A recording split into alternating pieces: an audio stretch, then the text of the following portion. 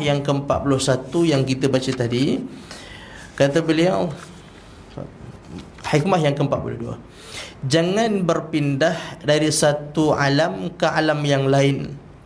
Berarti sama dengan himar, yakni keldai yang berputar di sekitar penggilingan.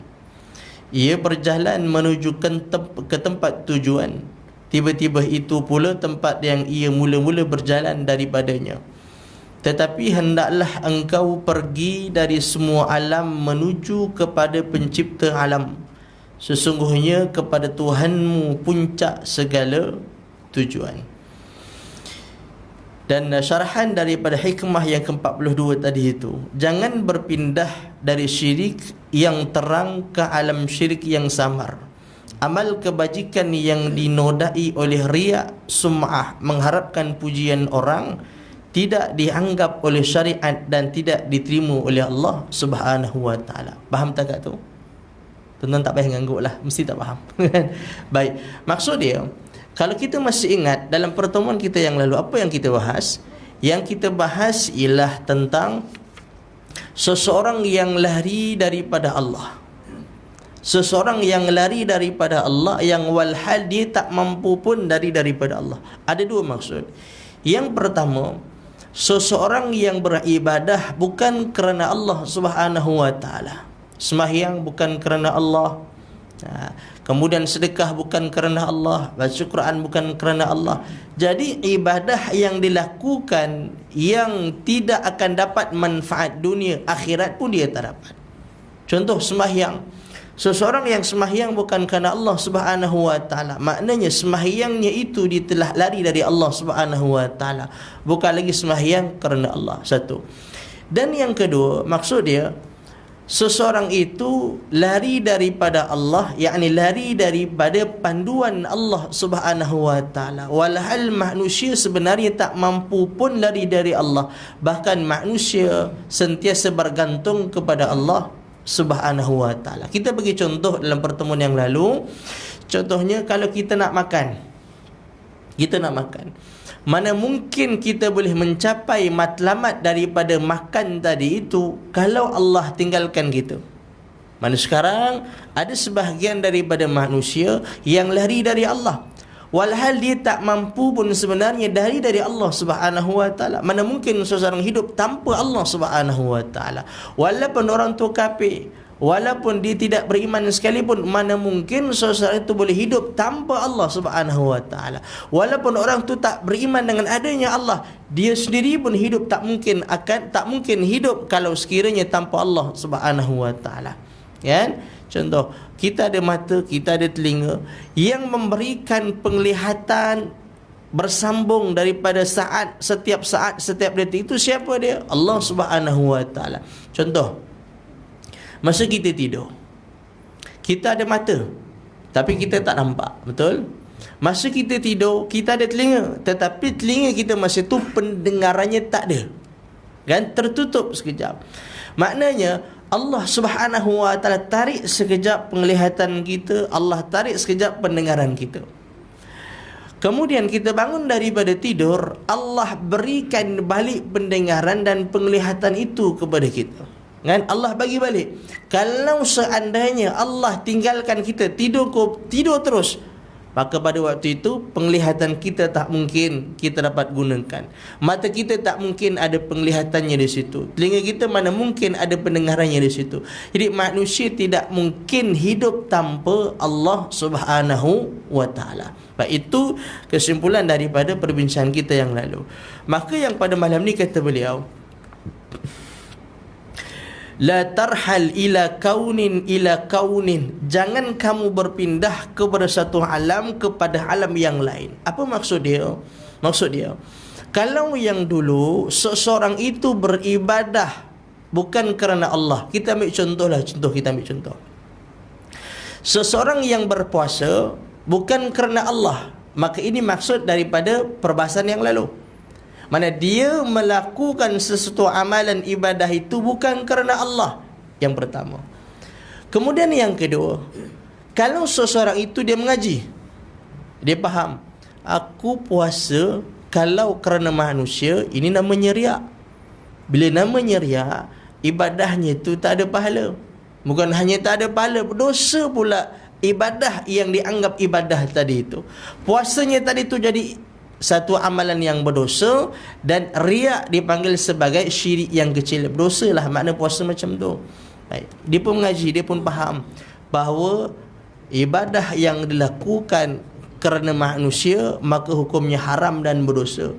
Maka dia pun faham, oh maknanya aku ibadah ni perlu tukar maksud. Yang dulu maksudnya manusia, sekarang maksudnya adalah nakkan syurga ataupun nakkan pahala. Nampak? Tuan-tuan, nampak tak perubahan dia? Yang dulu dia puasa kerana manusia, sekarang dia puasa bukan kerana manusia lagi dah. Dia puasa kerana nakkan masuk dalam syurga. Maka dia amalkan puasa bulan Rajab, dia amalkan puasa pada hari ni hari Khamis, dia amalkan puasa pada hari Isnin. Jadi kenapa kau puasa? Yang dulu jawapan dia, jawapan yang dia tak tunjuk dalam hati dia, kata apa? Aku nak tunjuk depan orang ramai, aku ni orang yang kuat ibadah. Ini yang pertama, yang perbahasan yang lalu. Sekarang tak ada tujuan itu dah. Bukan tujuannya manusia, tapi dalam hati dia ataupun mulut dia akan jawab bila orang tanya, kenapa puasa banyak kali? Isnin kau puasa, Khamis kau puasa, Ramadan tak masuk lagi, ni baru bulan Rajab. Jawapan dia, kerana aku nakkan pahala, kerana aku nakkan ganjaran-ganjaran yang Allah janjikan kepada orang yang berpuasa. Maka ini orang dia telah melangkah kepada yang lebih baik. Akan tetapi, ini maksud beliau, akan tetapi masih niat kita belum ikhlas dengan sebenar-benar ikhlas. Baik, sekarang kita puasa nakkan syurga, betul? Tuan-tuan sembahyang apa tujuan dia? Nak masuk syurga kan? Kita nak pahala kan? Baik, jadi kata beliau, jangan kamu berpindah, yakni ibadah tadi kepada makhluk, yakni kerana makhluk, kerana manusia, kepada ibadah kerana makhluk juga, iaitulah beribadah kerana nakkan syurga. Syurga makhluk tak? Syurga juga makhluk. Ini maksud beliau, jangan kamu berpindah daripada ibadah kerana makhluk kepada ibadah kerana makhluk juga. Dulunya ibadah adalah kerana manusia, kerana makhluk Allah. Sekarang ibadahnya pun kerana makhluk juga. Makhluknya kat mana? Syurga pun makhluk juga, pahala pun makhluk juga. Kenapa puasa nakkan bidadari? Bidadari pun makhluk juga. Kenapa puasa nakkan mahligai dalam syurga? Mahligai pun makhluk juga. Ini kata beliau, jangan kamu berpindah kepada ibadah kerana makhluk kepada ibadah juga kerana makhluk. Jadi makna salahlah sebelum ni kita ibadah sebab matlamat kita syurga. Salahlah ibadah kita selama ni kerana kita meletakkan matlamat ibadah sembahyang, puasa, haji, umrah kita adalah semata-mata nakkan pahala dari Allah Subhanahu wa taala.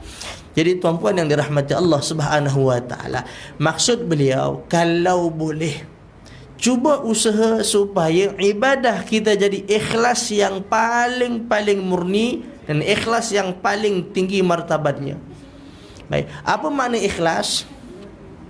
Ikhlas adalah melakukan ibadah kerana Allah. Apa makna riak? Riak melakukan ibadah kerana manusia, bukan kerana makhluk, kerana manusia. Kalaulah kita sembahyang, tujuan kita nak tunjuk kepada orang ramai, namanya riak tak? Riak. Kalau kita sembahyang nak tunjuk kepada lembu dan kambing, riak tak? Kita jadi riak. Kan? Saja aku nak tunjuk depan lembu aku ni orang yang kuat ibadah, dia tak jadi riak. Kan?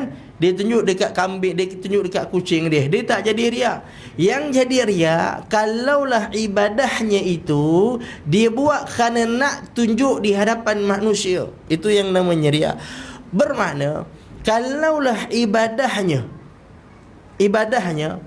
dilakukan itu tujuan dia selain daripada manusia, maka dia tidak riak. Saya ulang, ibadah kita nak tunjuk kepada malaikat, riak tak? Tak riak. Malaikat makhluk tak?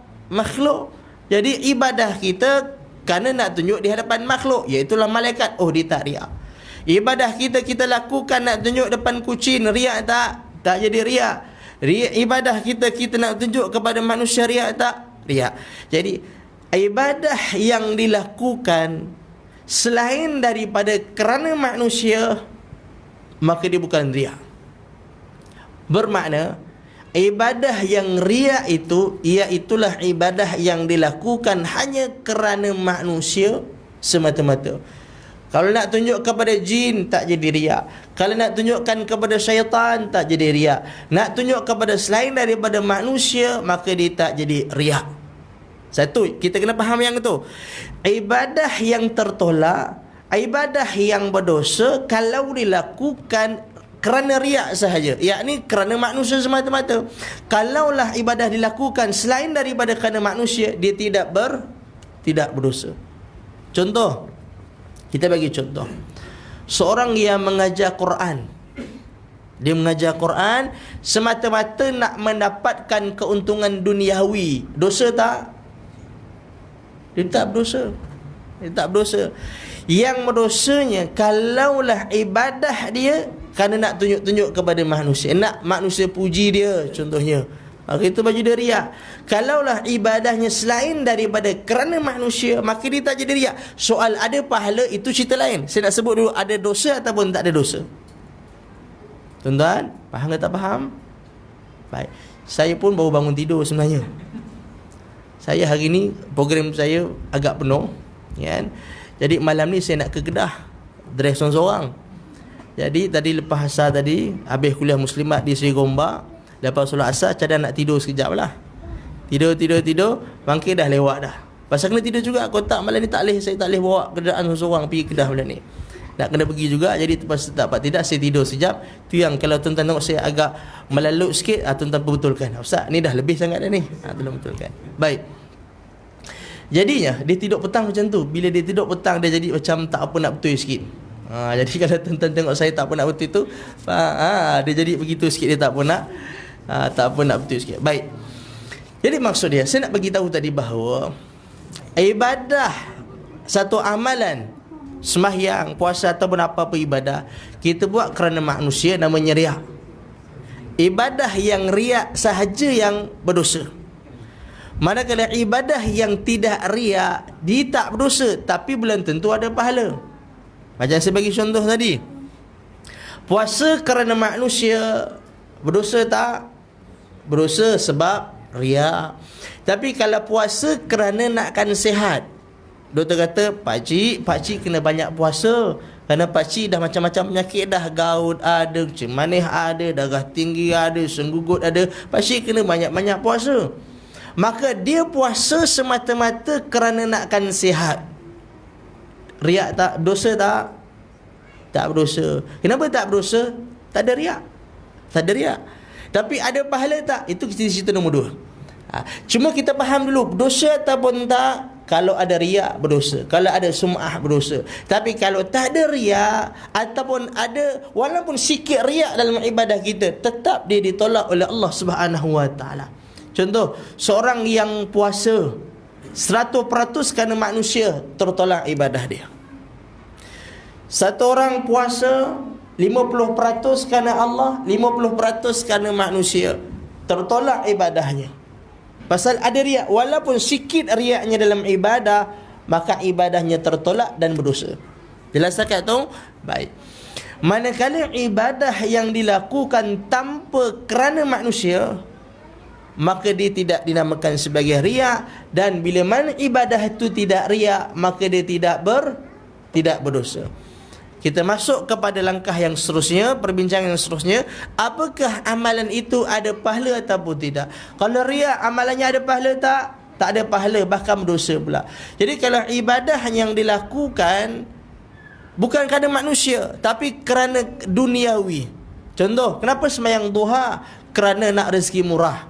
Kenapa baca surah Al-Waqi'ah? Kerana nak rezeki murah. Maka ibadah yang dilakukan tadi itu bukan kerana manusia, tetapi kerana maslahat ataupun kerana nakkan sesuatu yang ada di atas dunia. Maka kalaulah ibadahnya tidak ada langsung kerana Allah Subhanahu Wa Taala, tertolaklah ibadah dia. Tapi dia tak berdosa. Sebab apa tak berdosa? Sebab tak ada riak. Yang riak tadi itu amalannya tertolak dan dia berdosa pula. Tapi kalau ibadah yang dilakukan tak ada riak, tapi tak ada ikhlas lantung kerana Allah Subhanahu Wa Taala, maka dia tak ada pahala tetapi dia tidak berdosa. Kenapa tak berdosa? Kerana tidak ada riak. Bermakna orang yang seperti ini, yang ibadahnya kerana makhluk bukan kerana manusia, maka kalau bercampur ada juga niat kerana Allah, maka Allah bagi pahala sekadar mana banyak niat dia kerana Allah tadi itu. Contoh, pakcik ni puasa. Kenapa pakcik puasa? Dia kata, ialah yang pertamanya kerana Allah, yang kedua dah sambil itu nak jaga kesihatan. Pasal doktor bagi tahu pakcik supaya banyak-banyakkan puasa. Maka pakcik ni tadi ada tak niat dia kerana Allah? Ada sekitar 30%. Maka pahalanya hanya dapat 30% yang tadi itu. Tapi kalau bercampur dengan riak, Allah tolak terus amalan dia, bahkan berdosa pula amalan tadi itu. Tapi ada niat kerana dunia, tidak kerana Allah, ada juga kerana Allah tapi bercampur dengan kerana dunia, bukan kerana manusia. Maka tengok banyak mana niat kerana Allahnya itu dalam ibadah dia. Kalau ada 5% saja kerana Allah, lagi 95% dari itu kerana makhluk, kerana dunia, maka Allah bagi pahala hanya sekitar 5% saja tadi itu. Jelas? Begitu juga orang yang sembahyang duha. Apa tujuan kau sembahyang duha? Lillahi ta'ala. Tapi orang kata sembahyang duha murah rezeki. Mana ada juga keinginan dunia tadi itu. Maka Allah bagi pahala sebanyak mana ikhlas dia kerana Allah Subhanahu wa ta'ala. Baik.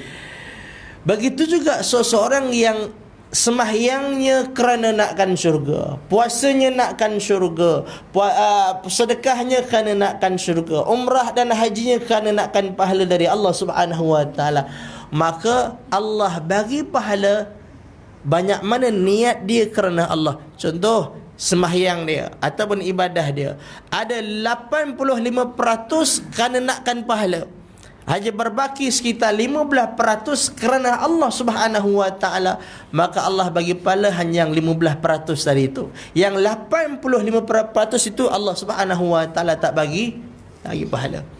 Jadi macam tu, siapa yang dapat pahala penuh 1% ni? Orang yang ibadahnya bukan kerana makhluk.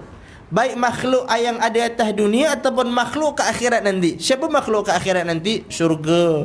Siapa makhluk di akhirat nanti? Pahala. Siapakah makhluk yang ada di hari akhirat nanti? Bidadari.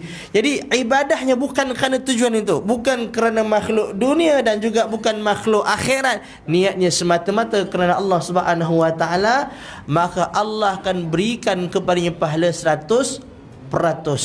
Maknanya ikhlas ini ada 3 peringkat. Yang pertama, seseorang yang ibadahnya kerana Allah, kemudian dalam masa yang sama ada juga niat dia kerana makhluk, maka ini dipanggil ikhlas pada peringkat yang bawah. Kalau ada kerana Allah tu, tapi kalau langsung tak ada kerana Allah, tak ada pahala lah, tidak ikhlas lah nama dia. Jadi orang yang pertama, ikhlas yang paling rendah martabat dia, apa dia? Beribadah kerana Allah Subhanahu wa ta'ala, dalam masa yang sama ada keinginan duniawi. Satu, macam contoh yang kita bagi tadi, kenapa kau sembahyang duha? Kan aku baru buka kedai, orang kata sembahyang duha murah rezeki. Maka di situ dipanggil orang yang ikhlas tak? Ikhlas, tapi ikhlas yang paling bawah martabat dia. Baik, kemudian martabat yang kedua, yang tinggi sikit daripada martabat yang pertama, seseorang yang beribadah kerana Allah Subhanahu wa ta'ala dicampurkan dengan niat kerana akhirat tadi itu, kerana nakkan syurga, kerana nakkan pahala. Ini juga dinamakan ikhlas, tapi belum lagi sepenuhnya ikhlas. Kenapa? Kerana ada tujuan makhluk tadi itu. Dia bukan kerana nakkan duit, bukan kerana nak kaya, bukan kerana nak jawatan. Dia sebab nak pahala, tak boleh juga. Ya, pahala pun makhluk juga, syurga pun makhluk juga, bidadari pun makhluk juga. Jadi ikhlas kamu kerana Allah itu masih belum sempurna. Sebab kalau orang tanya, kalaulah, contohlah, cuba kita tanya diri kita masing-masing, kalaulah kita sembahyang ni nakkan syurga, contoh, kalau syurga tak ada, nak tak sembahyang? Kalau sembahyang kita nakkan syurga, kalau syurga tak ada, nak sembahyang tak? Sudah tentu tak nak. Pasal tujuan kita syurga tadi itu. Tapi kalau syurga tak ada, sembahyang sudah tentu pun tak ada juga. Jadi sebab itu kata ulama, kan, ikhlas yang sebenar itu meletakkan matlamat tadi semata-mata kerana Allah Subhanahu wa ta'ala. Tidak mungkin dia tidak akan solat selagi mana adanya Allah Subhanahu wa ta'ala. Tapi kalau kerana nakkan syurga, syurga tak ada, sudah tentu dia tak ada, dia tidak ada solat. Jadi muslimin dan muslimat yang dirahmati Allah, inilah yang maksud beliau tadi. Kata beliau, la tarhal min kaunin ila kaunin fatakuna kahimadir raha. Kata beliau, jangan berpindah dari satu alam ke alam yang lain, bererti sama dengan himar keldai yang berputar sekitar penggilingan dia. Ia berjalan menuju ke satu tempat, tiba-tiba sampai dia di tempat yang mula-mula dia berjalan. Keldai yang dulu orang gunakan kedai untuk tumbuk, untuk untuk menggiling, untuk menggiling gandum dan sebagainya. Saya tak tahulah macam mana cara dia. Pernah tengok tak? Keldai digunakan untuk menggiling gandum. Kan? Dia pusing, kan? Dia pusing. Jadi makna kata beliau, orang yang ibadahnya daripada kerana manusia kepada niatnya kerana makhluk-makhluk yang lain tadi itu, sama macam himar yang berputar mengelilingi akan penggiling dia. Mana pun situ juga. Mana dia? Sekarang contoh, dia mula daripada jam 12.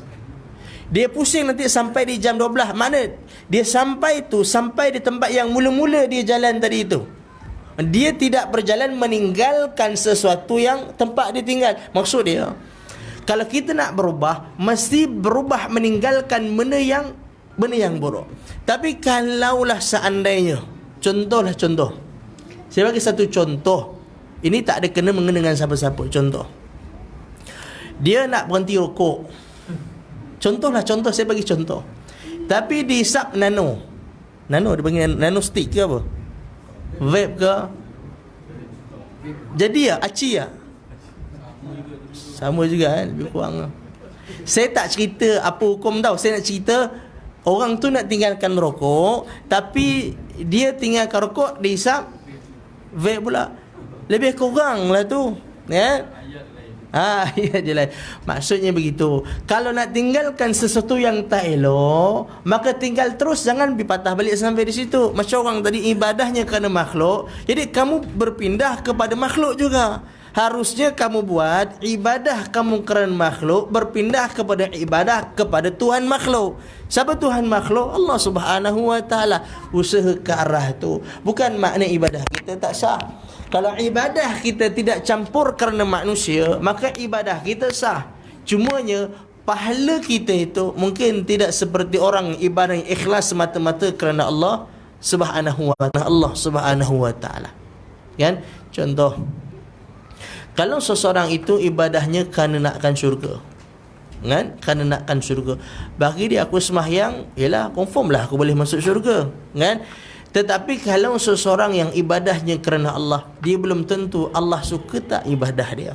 Maka apa yang perlu dibuat? Dia akan usaha lagi supaya ibadah dia akan buat yang paling baik sampailah penghujung umur dan usia. Ini yang beliau nak kongsikan kepada kita, bahawa tak sama orang yang ibadahnya kerana Allah semata-mata nakkan redha dari Allah Subhanahu wa taala. Seperti mana seorang tokoh sufi, kan, yang bernama Rabi'atul Adawiyah. Apa kata beliau? Dia kata, aku ibadah bukan kerana nakkan syurga. Aku ibadah bukan kerana takutkan neraka. Bukan tujuan itu. Tapi aku ibadah semata-mata kerana Allah Subhanahu wa taala. Soal Allah nak bagi pahala ataupun tak, itu bukan urusan aku. Kan?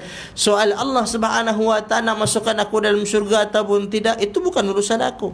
Sekarang tujuan aku solat bukan sebab tamakkan syurga, bukan sebab takut masuk neraka. Tak, bukan sama sekali. Tapi tujuan ibadahku adalah semata-mata nakkan redha dari Allah Subhanahu wa taala.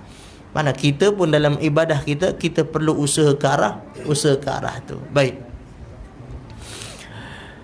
Walakin, kata beliau, wal makanul ladzi irtahala ilaihi huwa alladhi irtahala minhu walakin irhal min al aqwan ila al mukawwin wa inna ila rabbikal muntaha.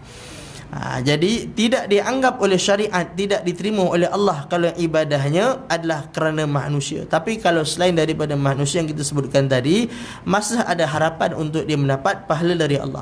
Dan apabila telah bersih dari semua itu, kemudian beramal terdorong oleh kerana menginginkan kedudukan atau kekayaan atau kekeramatan dunia ataupun akhirat, Sebab itu masih termasuk dalam hawa nafsu, tetapi belum mencapai tujuan ikhlas yang bererti bersih dari segala tujuan selain daripada kerana Allah Subhanahu wa taala semata-mata. Hanya dikata beliau, kalau masih kerana terikat dengan syurga, kerana terikat dengan pahala, kerana terikat dengan bidadari dan sebagainya, maka ikhlas kita masih belum sempurna. Kerana itu selama berpindah dari alam ke alam, daripada makhluk ke makhluk, tidak berbeza dengan keldai yang berputar di sekeliling akan penggilingannya. Tetapi seharusnya sekali berangkat dari alam langsung menuju kepada pencipta, iaitulah Allah Subhanahu wa taala. Kerana itu Nabi Isa alaihi salam pernah berkata kepada sahabatnya Al-Hawariyun. Hawariyun ni, siapa Hawariyun? Hawariyun ini adalah pengikut-pengikut Nabi Isa alaihi salam yang beriman, yang menjadi pengikut setia dia. Sebab ada orang yang orang Kristian dalam bahasa Arab dia panggil sebagai Nasrani. Sekarang kita panggil orang-orang Kristian, kita panggil apa? Al-Masihiyun. Biasa dengar perkataan tu? Al-Masihi, masih kita kata Al-Masih. Dalam bahasa Arab dia panggil begitu. Baik. Jadi ada sebahagian ulama dia jelaskan, kita gunakan istilah Nasrani, kita gunakan istilah Al-Masihiyun ni, kita kena faham. Orang Kristian bahasa orang putih dia, bahasa Arab dia Nasrani. Baik. Apa maksud Nasrani? Nabi Isa AS dilahirkan di sebuah tempat di Palestin namanya Nasirah. Jadi penduduk-penduduk di situ dipanggil Nasrani, yakni orang yang hidup dan orang yang tinggal di tempat lahirnya Nabi Allah Isa AS.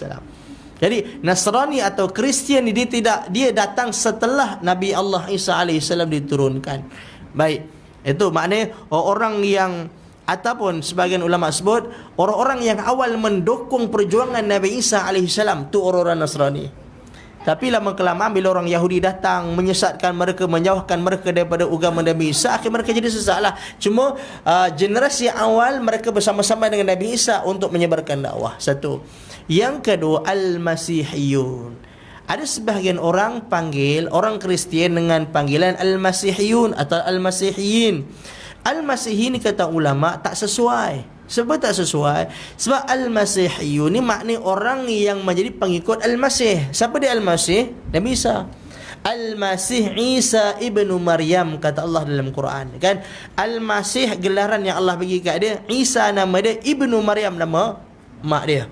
Jadi Al-Masih itu adalah Nabi Isa, gelaran untuk Nabi Isa. Jadi kalau kita panggil Al-Masihiyun, makna pengikut Nabi Isa. Baik. Sekarang orang Kristian hari ini pengikut Nabi Isa tak? Tak. Kan? Amalan dia bercanggah dan bertentangan dengan agama yang dibawa oleh Nabi Isa. Sesuai tak orang Kristian hari ini dipanggil Al-Masihiyun? Tak sesuai. Sebab Al-Masihiyun kalau kita terjemah dalam bahasa Melayu, pengikut Nabi Isa. Jadi Nabi Isa tak buat apa yang mereka buat hari ini. Apa yang mereka buat hari ini orang Kristian, apa yang mereka buat? Akidah dia meletakkan Nabi Isa sebagai anak kepada Tuhan. Apa dalil dan bukti dia? Kerana dia kata nampak luar biasa apa yang berlaku pada Nabi Isa. Antaranya Nabi Isa dilahirkan, kalau betul dia manusia, mana bapak dia? Dia tanya macam tu, kan? Kalau orang tanya kita lah orang Kristian, kita kan dakwah kita luas, bukan hanya kepada orang Islam. Kita dakwah kepada orang Yahudi, kita nak dakwah kepada orang Kristian, kita nak dakwah kepada golongan-golongan ahli makrifat, kan? Jadi kalau orang tanya, kan, orang tanya, kalau Nabi Isa dia bukan anak Tuhan, kan, ini soalan yang Nabi dapat, kan, ini soalan yang para sahabat dapat. Kalau betul Nabi Isa ni manusia, mana bapak dia? Apa kita nak jawab? Maka jawapan kita mudahnya, kan, manusia ini Allah Subhanahu wa taala boleh buat dia tanpa ayah, betul? Allah boleh buat dia ada tanpa mak, dan Allah buat dia tanpa mak dan ayah. Betul tak? Okey, siapakah manusia yang Allah jadikan dia tanpa ada ayah? Siapa dia? Nabi Isa lah. Dia ada mak tapi ayah tak ada. Siapakah yang Allah jadikan dia tanpa daripada seorang laki-laki atau tanpa daripada seorang, kalau yang pertama tadi saya ulang balik soalan dia ataupun saya ulang balik kenyataan saya. Baik, ada orang yang pertamanya Allah jadikan dia tanpa daripada seorang laki-laki, adalah Nabi Isa, kan? Tanpa dari laki-laki, dia daripada seorang perempuan je, mak dia Maryam. Ada orang tak yang Allah jadikan dia daripada seorang perempuan, tanpa seorang perempuan, daripada seorang laki-laki saja? Ada tak? Siapa dia? Hawa. Hawa dia Allah jadikan dia tanpa seorang perempuan, daripada laki-laki, daripada rusuk Nabi Allah Adam alaihi salam. Ada ataupun tidak Allah jadikan seseorang itu tanpa laki-laki dan perempuan? Ada Nabi Adam. Jadi apa masalahnya? Kan? Jadi Nabi Adam pun bukan Nabi, Nabi Adam pun bukan Tuhan dan bukan anak Tuhan, Hawa pun bukan Tuhan dan anak Tuhan. Isa pun begitu, dia bukan Tuhan dan bukan anak Tuhan. Jadi kalaulah kita panggil orang Kristian sebagai Al-Masihiyun ataupun pengikut-pengikut Al-Masih, maka panggil itu kata ulama tak sesuai. Yang sesuainya adalah Nasrani ataupun Nasara, iaitulah dalam bahasa Arab. Kan, panggilan bahasa Nasrani ataupun Nasara. Ala kulli hal, kata ulama, kalau seandainya sudah difahami Al-Masihiyun itu, kita tak maksudkan pengikut Nabi Isa, tapi kita maksudkan orang-orang Kristian, orang-orang yang berasal daripada tempat tinggalnya Nabi Allah Isa alaihissalam. Kita tak cerita pasal Kristian, kita nak cerita tentang Al-Hawariyun tadi tu. Siapa Al-Hawariyun? Mereka ini adalah 12 orang yang menjadi pengikut Nabi Allah Isa alaihissalam. Dia walaupun orang-orang lain dah keluar dah menjadi pengikut, dia dah lompat parti, bukan lompat parti dah maksud tu. Kita panggil apa? Dia tidak lagi menjadi pengikut, dia pasti terbawa-bawa dengan apa yang berlaku. Jadi dia dah keluar daripada menjadi pengikut Nabi Allah Isa alaihi salam. Maka sekarang Al-Hawariyun yang masih kekal dan setia sampailah mereka mati, menjadi pengikut dan menjadi penolong kepada agama yang dibawa oleh Nabi Allah Isa AS. Apa kata Nabi Isa kepada mereka? Seminit yang terakhir. Jadi kata Nabi Isa kepada golongan Al-Hawariyun, semua yang ada padamu dari berbagai nikmat kesenangan itu terus dari kurniaan Allah kepada kamu, maka manakah kiranya yang lebih besar harganya, nilainya? Apakah pemberiannya ataupun yang memberi? Baik, sekarang contoh, kata Nabi Isa kepada golongan Hawariyun, sekarang nikmat yang kita dapat ni adalah pemberian dari Allah. Sekarang ni yang mahal, yang lebih tinggi, nikmat itukah ataupun yang memberi? Sekarang biasanya bila kita dapat sesuatu, kita berbangga dengan sesuatu itu, tapi kita tak nampak ada yang lagi besar daripada itu, sang pemberi. Kan, macam contoh kan, jiran sebelah kita bagi patin masak lemak tempoyak, contohnya kan, patin, bukan patin yang di pasar tu, patin sangka, patin buah contohnya kan, jiran bagi. Biasa kita nampak pemberiannya, iaitu ikan patin itukah, ataupun bagi kita yang lebih berharga, yang patut mendapat pujian adalah yang memberi patin, patutnya memberi patin. Maknanya kita seronok, oh alhamdulillah sedap makan kita hari ni, makna kita puji makanan tu. Maka pujian kita kepada makanankah yang perlu diutamakan ataupun kepada yang memberi? Sudah tu kepada yang memberi, kan? Begitu juga dengan kekayaan, dengan harta kita. Harta ni Allah bagi, maka kita nak perlu enjoy dengan harta sampai kita tak nampak yang lain kah? Ataupun harta kita tak belakang, yang pertama nampak Allah Subhanahu wa ta'ala dulu, nampak Allah dulu. Maknanya kata beliau, apa pun yang pertama Allah Subhanahu wa ta'ala, kan? Dapat nikmat itu benda yang berharga, tapi Allah jauh lebih kamu perlukan daripada benda itu tadi, kan? Contoh, kita sakit, kita perlukan sihat. Sihat yang kamu perlukan dengan Allah, kamu perlukan Allah daripada sihat. Kita miskin, kita nak harta, perlukan harta tak? Memang sangat-sangat perlukan harta. Maka sebenarnya Allah lebih kamu perlukan daripada harta. Seorang yang kematian isteri, dah menduda selama 15 tahun, dia nakkan isteri, perlukan isteri, memang sangat-sangat perlukan. Kalau tak, dia jadi meraban teben contohnya, kan? Maka dia memerlukan isteri itu sangat-sangat perlu bagi dia, tapi Allah itu sebenarnya jauh lebih dia perlu daripada isteri tadi itu. Maknanya, perlukah kita tinggalkan Allah Subhanahu wa ta'ala, tempat yang kita tak boleh nak tinggalkan? Zat, yakni Allah Subhanahu wa ta'ala, yang pagi, petang, siang, malam, setiap detik dan saat kita perlukan Allah Subhanahu wa ta'ala. Jadi inilah maksud beliau, mana ibadah kita cubalah usaha sepenuhnya semata-mata kerana Allah Subhanahu wa taala. Tapi kalau sudah sampai kepada ikhlas martabat yang pertama pun okey lagilah, ada juga pahala berbanding dengan orang yang langsung tidak ada ikhlasnya kerana Allah Subhanahu wa taala. Jadi muslimin dan muslimat, tuan-puan yang dirahmati Allah, itulah yang dapat saya kongsikan pada malam ni. Mudah-mudahan ada manfaat dan faedah dalam perbahasan dan perbincangan yang kita kongsikan pada malam ini, insya-Allah. A'udzubillahi minasyaitonirrajim. Bismillahirrahmanirrahim. Alhamdulillahirabbil alamin. Wassallallahu ala Muhammad wa ala alihi wa sahbihi ajma'in. Rabbana atina fid dunya hasanah wa fil akhirati hasanah wa qina adzabannar. Wa sallallahu ala Muhammad wa ala alihi wa sahbihi wa baraka wa sallam. Walhamdulillahirabbil alamin. Assalamualaikum warahmatullahi